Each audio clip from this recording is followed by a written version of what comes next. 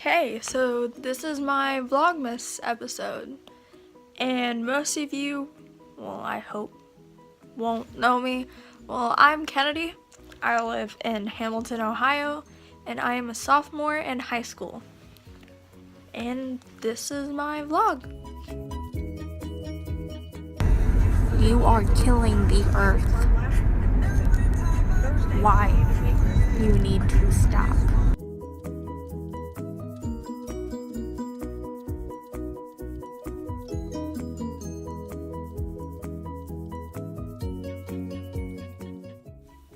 Yeah, these chopsticks won't do. They a no-no.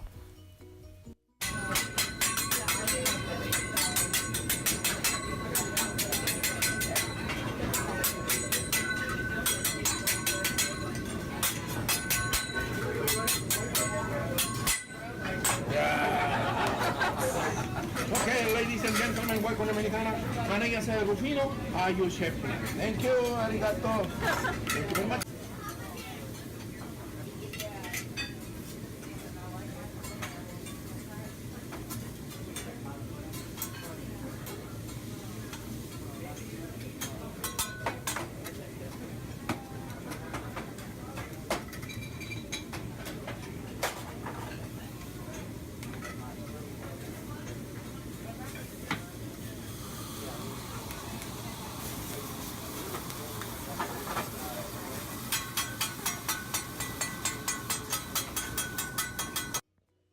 So, I'm back home after going to this hibachi grill that you saw previous. Those were just clips that I thought were interesting. It was, honestly, it was pretty cool. So, it was basically they cook your food in front of you. It was just cool. And so, because this is my Vlogmas episode thing, I better explain more about me. So, here's the dog. That's a dog. And then another dog. That one doesn't like me at all for some reason. Why don't you love me? She just hates me, and I'm home alone, so I'm bored. Well, this one is Shady. We're the same age, but dog years she's older, so she's wiser and more mature. And that little rat over there is Josie, the bully. Got her when I was in 3rd grade. Let's do the math. You're like 7? Yeah, you're 7. You're half my age, pretty much. She is a bully to this little one.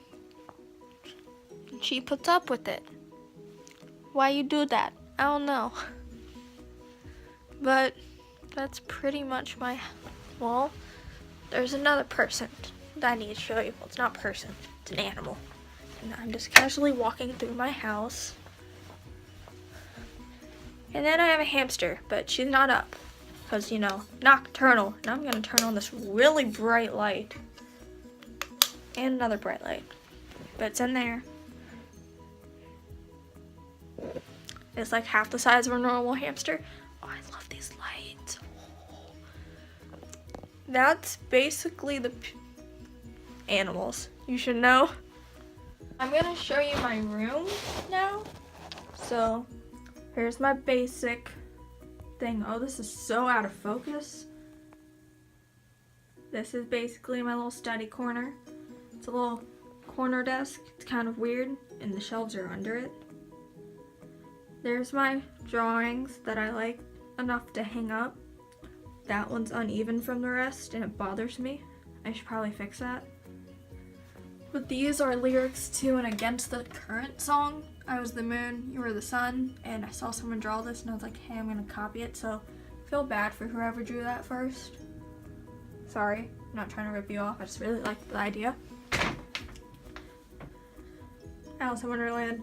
Alice in Wonderland. Before I was good at drawing faces, I just drew a faceless feather because it looked cool. Graffiti word love because I like graffiti.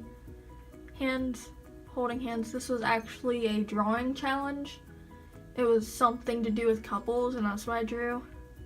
And that's one of my favorite quotes, not all those who wander are lost. And then that was another part of the challenge and another part of the challenge. And then this little thing, that's actually the only 100% I have gotten in this really hard class at my school. And she grades really hard. And the fact that I got 100, I was like, I'm hanging this up. That's my motive. This little guy, my friend drew me. So I put it on my wall. Empty box of chocolates I need to throw away. Algebra book that I hate. This is my corner of getting ready. It's a really big mess. Hey, there's me. What up? That's the same quote as earlier. It's just in Elvish. Because I'm a nerd. My dirty room, my light. And I have a brick wall with graffiti on it. It's cool. And what's even cooler is I'm a Tumblr chick.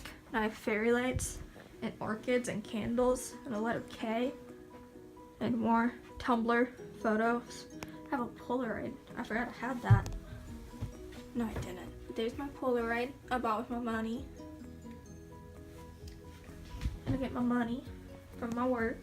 And there's my uniform because I just threw it on the floor because I got home. And I was like, hey, I'm getting ready.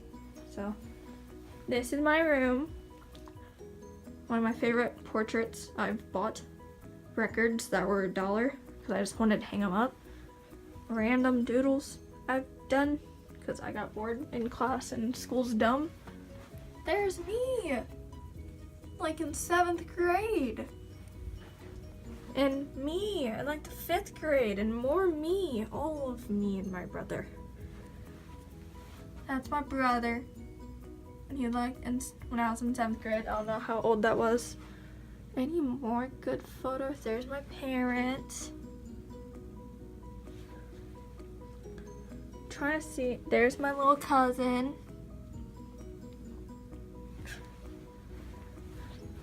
All of us together. Me when I had a photo shoot and I thought I was all hot. And like the most recent photo of me. I played tennis and we had to get ready and it was really gross out. Like, look at how festive this house is. Bam! Bam! Bam! Like, look at all these Christmas lights. Like, I don't know, but then there's lights in that thing, but I don't know how to turn them on.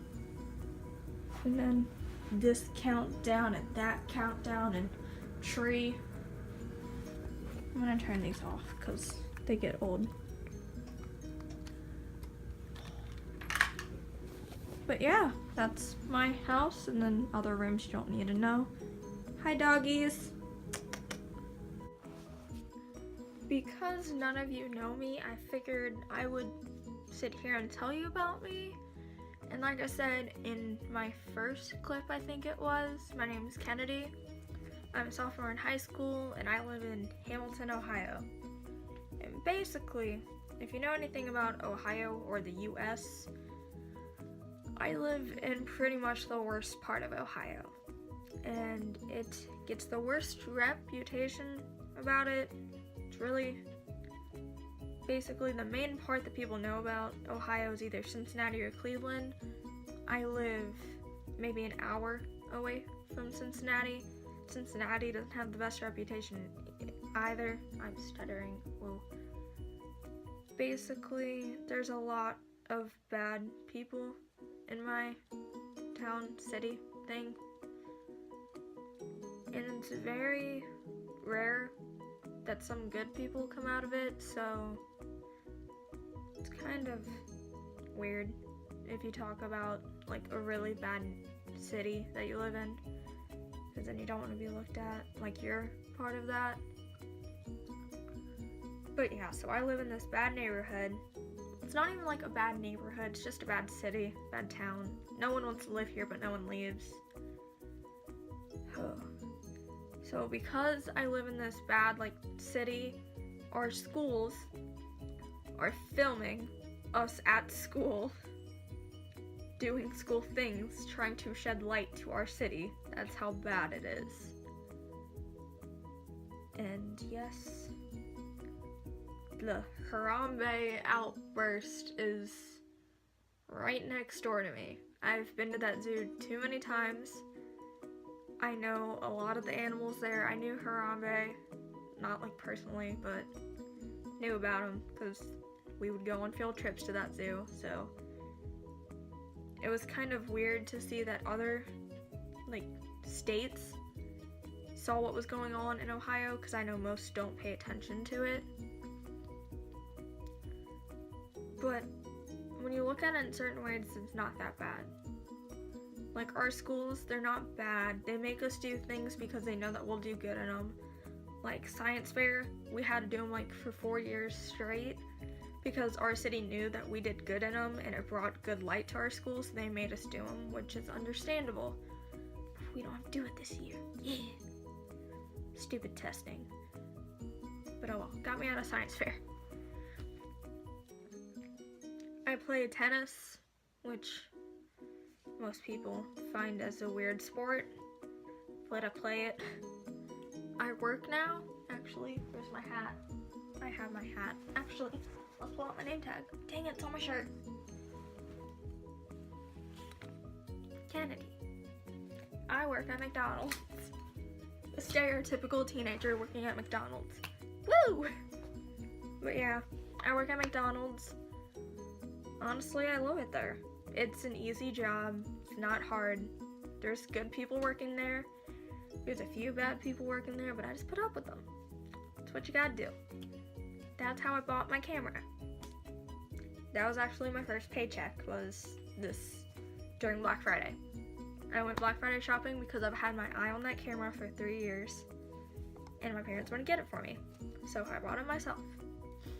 My camera just fell.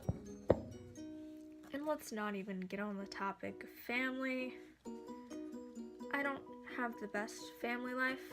My parents, we're not even gonna go there. I'll tell you one thing that I've told a lot of people about because I've become more open about the topic, which is about my sister. My sister. She's not my full sister. She's not a stepsister. She's my half-sister.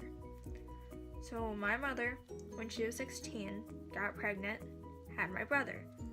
My brother's dad got scared when she was pregnant, and he never met his father. My father was not in the best neighborhood. He lived in one of the worst parts of our city, and he had a child really young, which was my sister's brother. And then he had another child, which was my sister. He got married. He went into the military, came back out, got divorced, kept his daughter. His daughter was my sister. He met my mom. They had a child, which was me. I'm the only one that's of both of them, which I feel bad because my brother feels like he's left out because of my dad, and then my sister felt left out because of my mom. But basically, my sister, her mother was not a good influence. Her mother tried to OD in front of her, and she beat herself up and blamed my dad, saying that my dad abused her. It was a bad situation. Her mother made her cry on Christmas because she chose to live with us instead of her mother. It was a bad situation, so we didn't have contact with her, even though we told my sister's mother that she could have contact with her daughter, because you can't just cut off contact with your daughter. It's understandable. My sister Kirsten then grew up, and because of her mother putting these thoughts in her head that my mother was horrible, which understandable now that I see. My sister ended up getting a little out there, if I put it. She started getting into bad habits. She became a pathological liar. She started stealing. It wasn't even like a bad case of stealing, like, oh, I stole from the store. No, it's like stealing from friends and family, like little things that weren't important, but she still stole. My mom, you could tell that she didn't really like my sister. She always took it out on my sister. it felt like they hated each other pretty much. My sister started messing around with this guy. They started dating. She graduated, she got a job finally, she started getting to be an adult. And then she texted my mother one day while at work. She worked at Walmart, she would walk to Walmart, she did everything like you wouldn't suspect it. We got a text from her, and she told my mom, she's like, I just want to let you know, I love you. No matter what happens, I love you. And it was weird though, because she wouldn't say those things randomly. So my mother started freaking out, like, what's going on? What happened? You can talk to me. No answer. Then about, I think it was like a good 5 to 10 minutes later, we got a call from Walmart. My sister, Kirsten, had been arrested for stealing. They had counted her drawer. It had been missing money numerous times, and they got her. They arrested her on the spot. My mother started crying. She called her best friend, who was the sheriff. She wasn't a sheriff, but she was part of it. And was like, can you keep an eye on her? I can't do anything about it right now. I can't bail her out right now because it's too early. Just watch over her since she has to spend the night in jail. She's like, I will do my best, but I won't be here all night. Time went on. They went to court. She had to pay back all of what she took and a little bit more. She came home. The worst part was, she said she didn't regret it. She didn't regret stealing the money. She only stole the money because she wanted to buy gifts for people, and she liked buying gifts for people. But she didn't regret it. And we knew that was going to be a problem. She didn't want to talk about it, so they left it alone for the night. We went to court, got everything figured out. And then the day came that she got in an argument with my parents. And it was not good. My mom saw where it was heading. Oh, that's a tear up. And told my brother to take me out. That way I wouldn't be there for it to happen. My brother had a date with his girlfriend that day, so it was awkward for me. And I had to go along with their date. We went to Skyline, which no one that's watching this will know what it is unless you live in Hamilton or Cincinnati.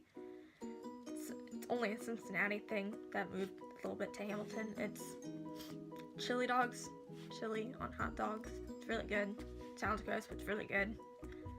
We went there and went to Vlogmas, which is also a Hamilton thing. It's an ice cream parlor. It's not even a parlor. It's like a little store that you don't go in. It's one of those things. And then we went home. When I got home, I saw my grandmother on the porch crying. I walked in, saw my mother crying, saw my father tearing up.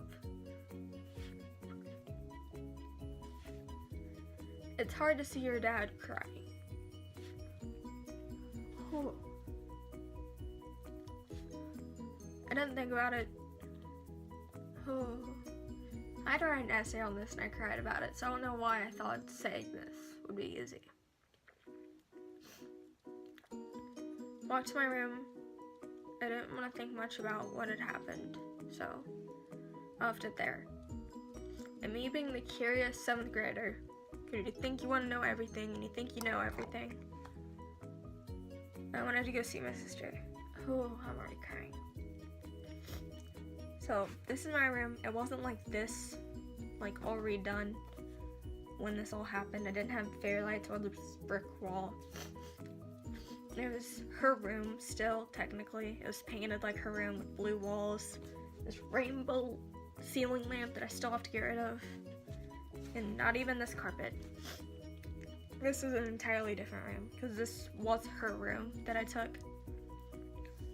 And she lived in the basement. So I walked down the steps, because everyone was outside.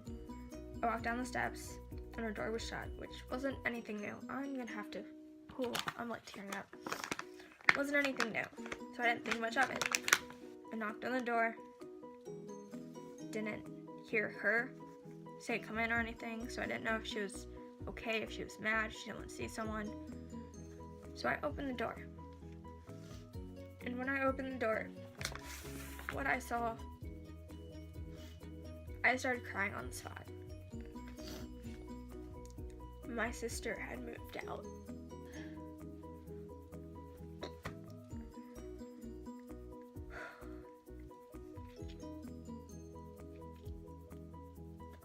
It wasn't even on good terms. I didn't get to say goodbye. It wasn't good. She didn't try to get in contact with me. I'm tearing up and I hate it. And then a year or two passed and she got in contact with my parents again out of not talking. I was on a date with my boyfriend, which, yeah, I know 8th graders shouldn't have boyfriends, but it was my first actual boyfriend, and I was on a date with him, so I didn't know anything about it. They hid their meeting with my sister from everyone. They met up with my sister and her boyfriend, and she wanted to move back in. But the condition was she was pregnant and having a girl.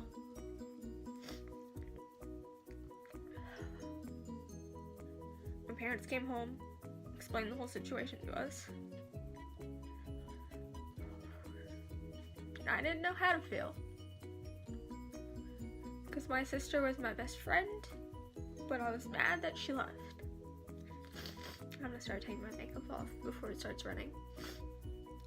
And basically, I was crying. I didn't know if it was happy tears, mad tears, sad. I didn't know. She moved back in. We got her all prepared to have her kid. We got her everything she wanted and everything she needed. She got the spare room, which was like half the size of my room, but it was still something. She had her kid on June 6th when I was in 8th grade. Peyton Elizabeth was her name. I'm not going to say the last name because I've already given out a little too much information, I feel, but she gave birth to a healthy girl, Peyton Elizabeth. And yeah, we thought that she was going to stay in our family because my sister and her child stayed around for a while, for a good month. Everyone got attached to this child, but I refused to hold her. Because my sister left the first time and then didn't talk to me, I started having trust issues and commitment issues. So when she came back, I thought it was too good to be true. As much as my sister tried to get me to like hold her or anything, I wouldn't. And I'm glad I didn't. Because as you saw earlier when I was walking around my house, I only showed photos of me and my brother and my cousin and my mom and my dad. That was because my sister is no longer in our family. My sister moved out again on even worse terms. She was lying for my mother, she was hiding things from my mother, she was talking bad about her, talking bad about her family. When we gave her everything. She moved in with her real mother after she said she never would. That she didn't want contact with the real mother. She said she never wanted to be like her mother, and she did. She started doing exactly what her mother did, and she left without saying bye again.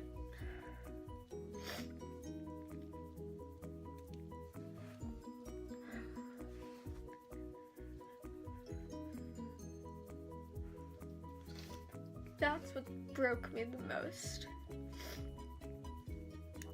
Fool me once, shame on you. Fool me twice, shame on me. I don't even know if I'm gonna put this clip in now because of how much I'm tearing up and almost crying.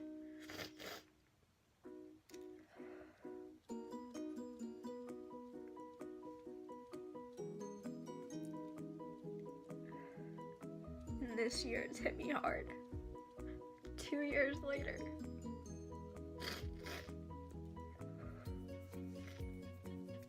All because over the summer, a week before my birthday, my sister friended me on Facebook.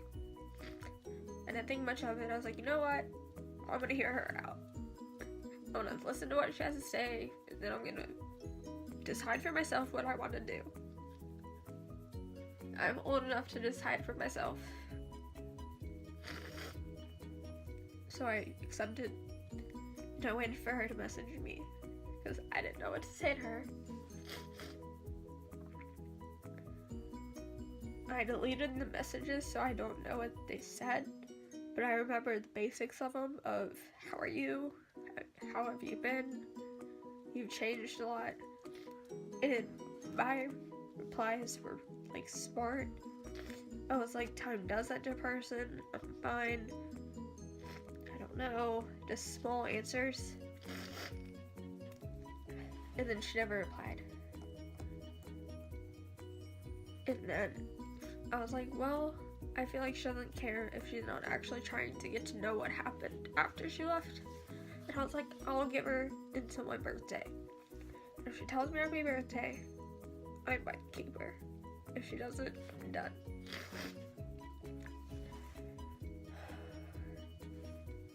But the thing that got me was on Father's Day, when she hadn't talked to my father in 2 years, she told him, happy Father's Day, I miss you, yada yada. Me and my dad share a birthday. I was born on my dad's birthday. I was expecting her to say happy birthday or something, because when we weren't friends, she would post about me on Facebook, and I would hear it from her friend, which I still had contact with, because they all felt bad for me. I didn't get anything. No happy birthday, no hey, nothing. Nothing messaged directly to me, nothing on Facebook, Instagram, anything. And I know that sounds petty, but if your sister was your best friend, you would expect something. Nope. I went on about my birthday, didn't let it get me down. Oh. Next day I woke up and I deleted her. And then before the school began, she messaged me again. She was trying to reach out again. It was this really long, like, it didn't even fit my screen. I had to scroll up 3 times to see the entire paragraph. And I still remember what I said. I said, at first, you're not my sister. Second, if you were, I would be ashamed. Because you left me when I needed you the most. Without a trace, you left. No goodbye, nothing. And I just went on about that. And I told her I don't ever want to speak to you again. And then she read it, and I've never spoken to her since. I know she's been back and forth from her mother to here, and her mother lives in Kentucky, so she's been back and forth between Ohio and Kentucky. Her daughter has been bounced back and forth between Kentucky, Ohio, the child's dad, her house, and I think she got a boyfriend here lately, I mean. My own cousin sees her more than I do.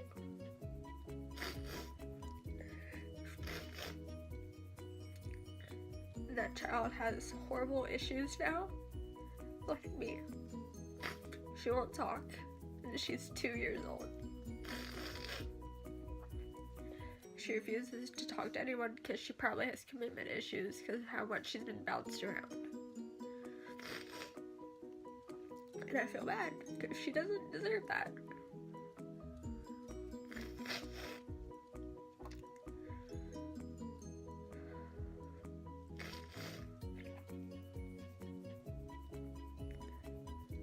But that's the story of my sister.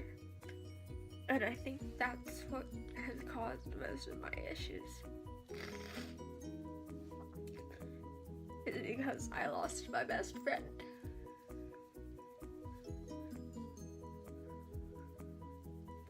And I know to most that wouldn't be hard.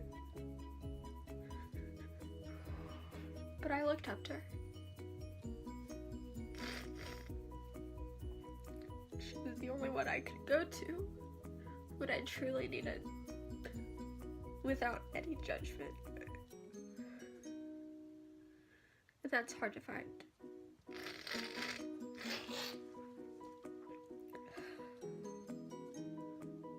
That was the day I truly broke. This isn't even a tissue, this is a makeup wipe. I'm trying to cheer myself up with little jokes like these, but it's not really helping. And I was waiting to do this when I was home alone. That way my family wouldn't bust in and be like, what you doing? Because I know I would have to explain it to them too. Because they think I'm over it. And it's hard to explain to them that I'm not.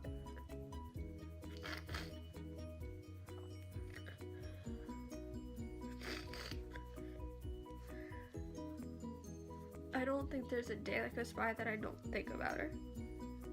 And it's hard to not. Because every time I look in the mirror, I see her. Because I don't think it's noticeable on screen, but I have this scar from here to here that I might be able to show you in a second once I get all this makeup off from her. And I remember it clearly. She was making me food when I don't know how old I was, but she was putting it in the microwave. She had fake nails. And I was standing right next to her, and she turned around and her nail cut me from here to here. It was really deep and it drew blood. And now there's a scar from her. So I can't go a day without thinking about that moment.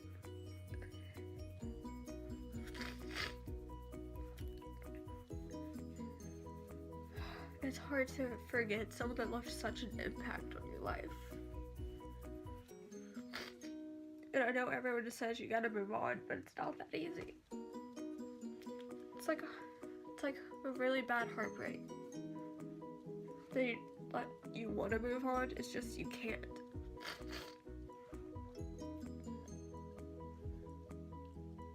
And I don't want people to feel like I'm trying to. I'm just saying this for attention because I'm not. I just feel like it would be better to open up to people and explain my story rather than hide it. Because I feel best when I tell people about things. If I put it into my art, if I write it down, if I say it. I get in trouble at school for writing down my feelings because I think it's a bad thing. So this is like the only way I can do it, or through art. And it's hard to do it through art sometimes. So this is not only helping me, but it might be like showing someone else who goes through something similar that you can still get through it. Because I know there's been moments in my life where I didn't want to.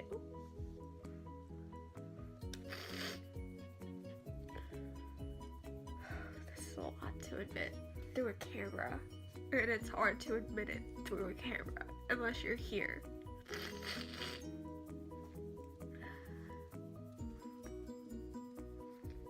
But you can get through it, and that's why I'm a teen rep for this campaign.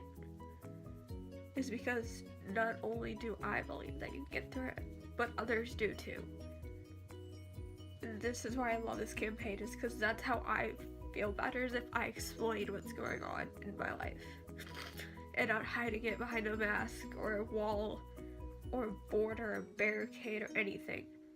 Barricading yourself in isn't gonna help anyone. Not you, not your friends, not your family.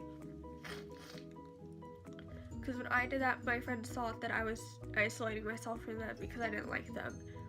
Or because I just didn't like to be around them or they did something wrong, and it wasn't. It was me battling myself.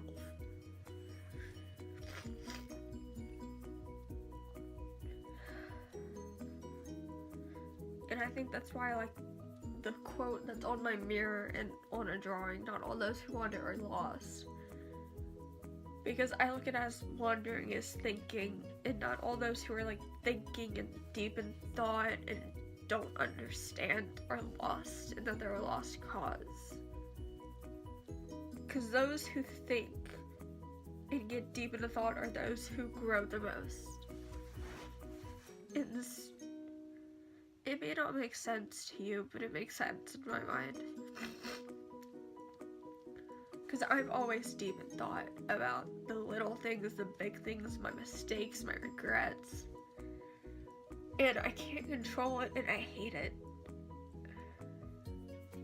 But I try not to look at myself as lost in this world, in my body, anywhere.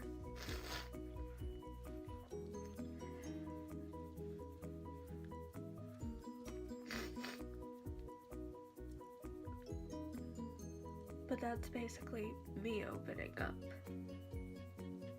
And I hope that helps someone, that they have a voice. And it might be hard to say, even if people aren't listening, because I feel that every day. I try to talk to people, my parents, teachers. No matter how much I try to open up to people, they ignore me. Just like today, when I was at, I don't even know where, when I told my mother something 4 times, and yet if I brought it up again, she didn't know what I was talking about because she constantly will ignore me. And that's why I go here to talk, because I know they won't listen, but Can't Hear Me will, and that's the point of it. And that's why I'm saying it here, because I know they will listen and not judge. So I hope this helps someone out there, and not only me.